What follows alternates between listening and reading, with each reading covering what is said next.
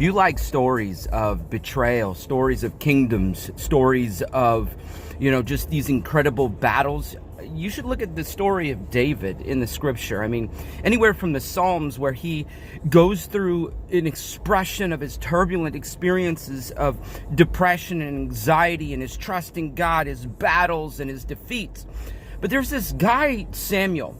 And 1 Samuel 19 talks about this battle or the beginning stages of a battle that takes place between Saul and David. Now, Saul is the current king, and there's this David and Goliath experience that happens, and people are beginning to praise David and honor David as the future king. Samuel goes to find David, and David's family are like presenting to Samuel like these big, prominent brothers, the older brothers, the stronger, seemingly stronger brothers, and he's being presented with these guys, and Samuel's like, no, that's not him, no, that's not him, no, who's left? And they're like, well, there's this guy David, but he's tending to the sheep, which in that time in culture, that was like a lowly position, but they're like, he's back there. And so Samuel's like, come, bring him to me. And he brought him to me, and he anointed him king, and this guy is like, this is the dude, this is the next guy, this is the next leader, this is the next commander of our people.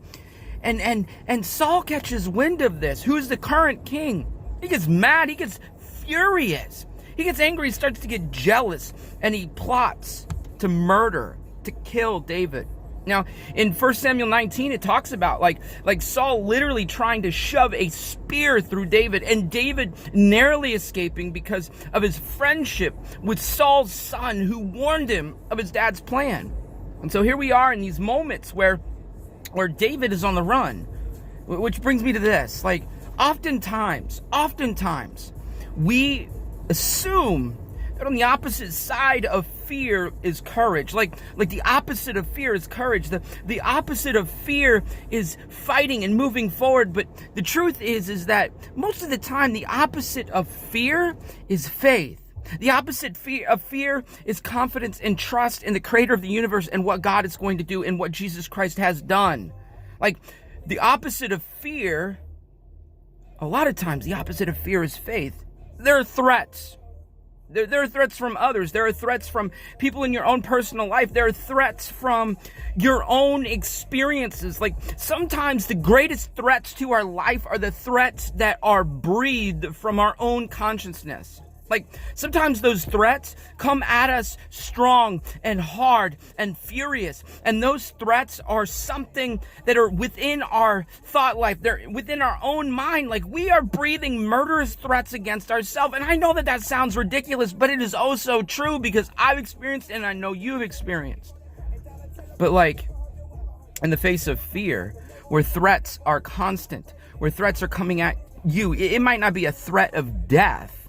It might be a personal threat. It might be a threat to harm you emotionally. It might be a threat to tear you down. It might be a threat in a sense that is going to leave you traumatized and mentally and emotionally broken, sometimes even physically broken. And you're facing that fear in a very real way. Just like, David, I mean, that's a big deal. Like, none of us,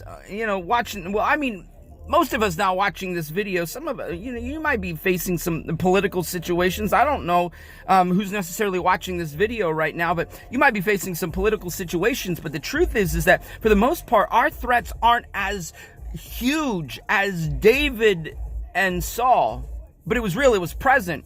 And David escaped, and David had to begin to believe. David had to begin to pray. David had to begin to ask God to reveal to him how he was going to overcome this threat. And over again, till David became king, did God deliver him from the threats. I mean, where are you in your life? Is God delivering you from the internal threats? Is God delivering you from the threats of others by you saying, okay, once and for all, I'm going to trust God. I'm going to have confidence in God. I'm going to walk away from this situation because no longer am I going to allow this person to threaten me, because God has given me the strength to walk away. What are the threats in your life?